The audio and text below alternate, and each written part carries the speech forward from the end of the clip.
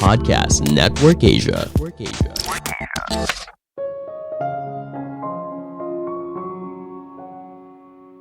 Jangan jadikan kebahagiaan sebagai tujuan, karena hal ini malah membuat kamu menderita. Halo semuanya, nama saya Michael. Selamat datang di podcast saya, Sikutu Buku. Kali ini saya akan bahas buku The Happiness Trap karya Russ Harris. Sebelum kita mulai, buat kalian yang mau support podcast ini agar terus berkarya, caranya gampang banget. Kalian cukup klik follow.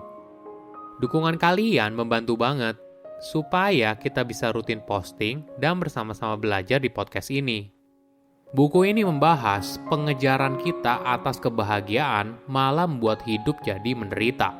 Kita ingin punya banyak uang, punya jabatan tinggi, punya pasangan yang menarik, dan sebagainya.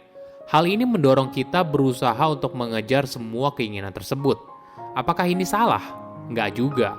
Tapi apakah hal ini memang sebetulnya kamu inginkan? Atau kamu melakukan semua hal ini hanya mengikuti apa yang dilakukan kebanyakan orang? Ini pertanyaan menarik yang perlu kita jawab secara serius.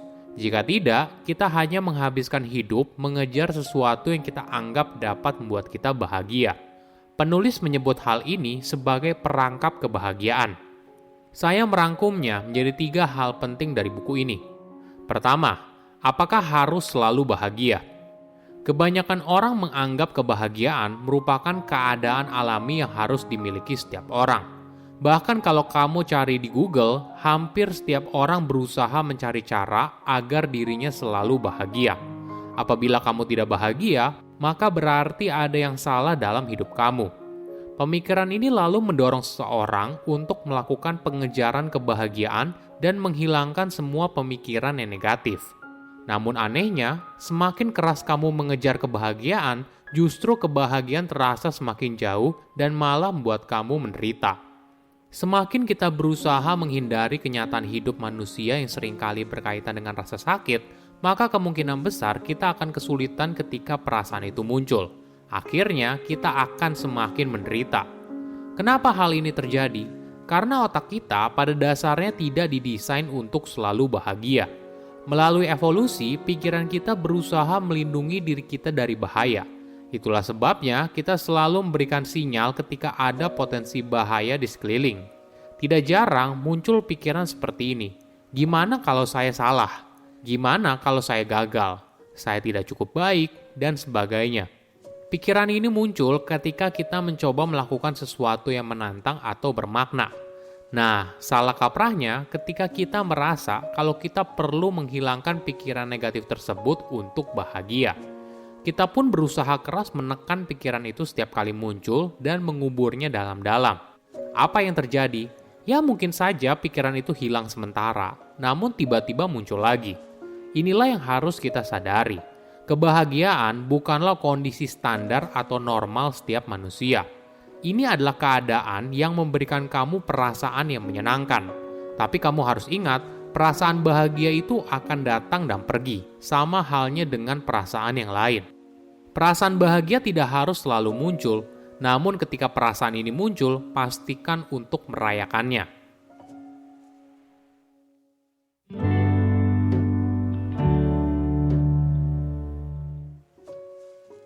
Kedua, stop mengejar kebahagiaan. Penulis menganggap pengejaran kita atas kebahagiaan ibaratnya merupakan sebuah perangkap. Mengejar kebahagiaan membuat kita merasa cemas. Alhasil, kita jadi tidak bahagia lalu merasa sedih. Semakin kamu merasa sedih, maka semakin banyak pikiran negatif yang muncul. Bagaimana cara kita keluar dari perangkap ini? Mungkin bisa dimulai dengan menyerah. Lah, kok aneh ya? Bukannya kita selalu diajarkan untuk tidak boleh menyerah. Tapi di kasus ini, semakin cepat kamu menyerah untuk mengejar kebahagiaan, maka akan semakin baik. Berhenti mengejar perasaan bahagia. Kenapa? Sederhananya gini, jika kamu memperhatikan secara lebih teliti, kamu mungkin sadar kalau kamu tidak bisa mengontrol pikiran yang muncul. Tidak peduli seberapa keras kamu mencoba. Gak percaya? Silahkan coba sendiri. Ada eksperimen yang menarik. Sekarang pejamkan mata kamu. Lalu jangan bayangkan seekor gajah berwarna pink yang sedang terbang. Oke? Sudah? Nah, sekarang beritahu saya, apa yang kamu pikirkan? Kemungkinan besar kamu berpikir seperti yang saya larang. Inilah sebabnya kita tidak bisa mengontrol pikiran kita sendiri setiap saat. Ketika kita memaksa untuk bahagia setiap saat, artinya kita sedang berusaha memaksa pikiran dan emosi. Mungkin saja cara ini berhasil dalam waktu singkat, namun tentunya akan berubah cepat atau lambat. Kenapa banyak orang berusaha sebisa mungkin menekan atau bahkan menghilangkan perasaan yang negatif? Jawabannya karena mereka tidak menerima. Ketika pikiran atau perasaan negatif muncul, mereka lalu berusaha untuk menghilangkannya. Mereka tidak mau menerima kalau ada pikiran yang negatif. Mereka hanya ingin mengingat waktu ketika mereka bahagia. Namun anehnya, semakin mereka berusaha menghilangkan pikiran tersebut, kok semakin kuat. Alhasil mereka jadi merasa kalau ini adalah salah mereka, sehingga pikiran negatif bisa muncul. Inilah siklus yang berbahaya. Kadang kita lupa pikiran negatif ya hanya pikiran saja. Mungkin terlihat menakutkan, tapi pada dasarnya pikiran ini tidak akan bisa menyakiti kita. Namun ketika kita memperlakukan pikiran ini dengan serius, maka barulah pikiran ini bisa menyakiti. Perlu diingat juga, kita hampir tidak punya kontrol atas pikiran. Ini adalah fakta dan semakin kita bisa menerima hal ini, maka semua akan berjalan lebih mudah. Jadi ketika pikiran apapun muncul, kita tidak perlu melawan. Terima saja, bahkan pikiran yang negatif. Pikiran tersebut tidak akan bisa menyakiti kamu. Kamu justru harus berterima kasih ketika pikiran itu muncul, karena bisa membantu kamu dalam hidup. Namun pikiran bisa jadi berbahaya ketika akhirnya membuat kita jadi takut, pasrah, tidak percaya diri, dan sebagainya.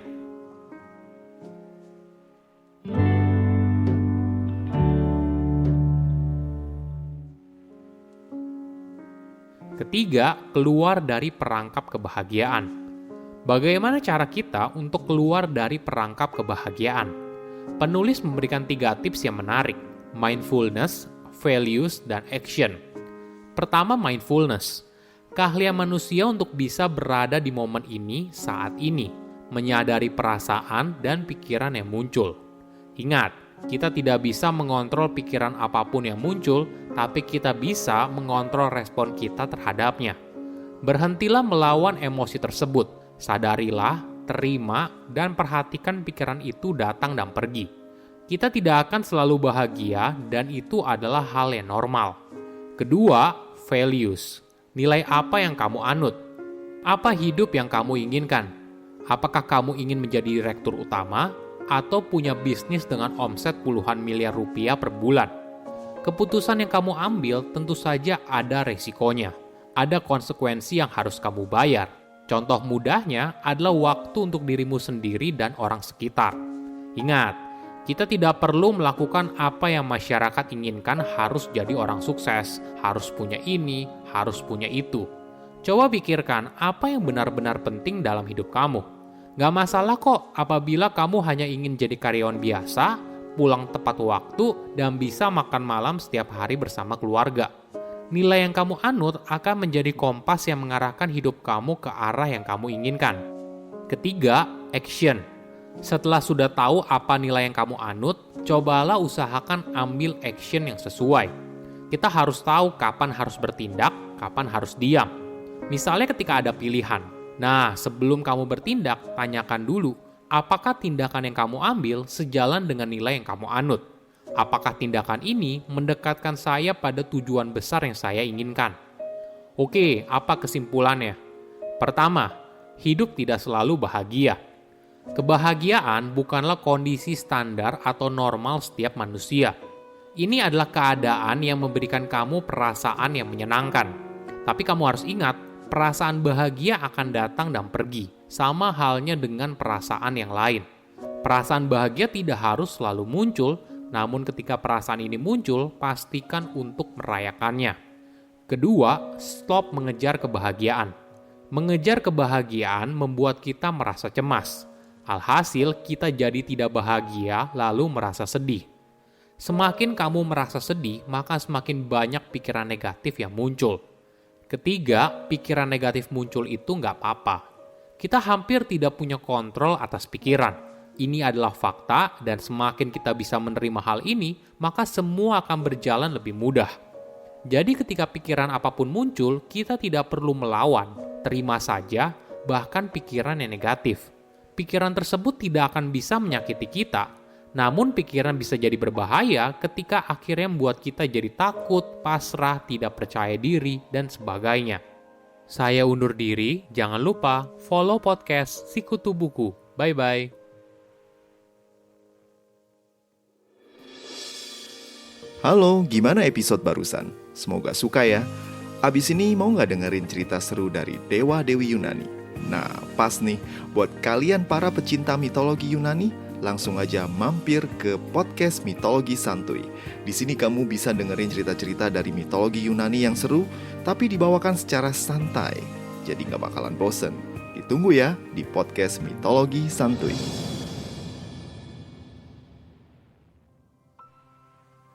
Pandangan dan opini yang disampaikan oleh kreator podcast, host, dan tamu tidak mencerminkan kebijakan resmi dan bagian dari podcast Network Asia.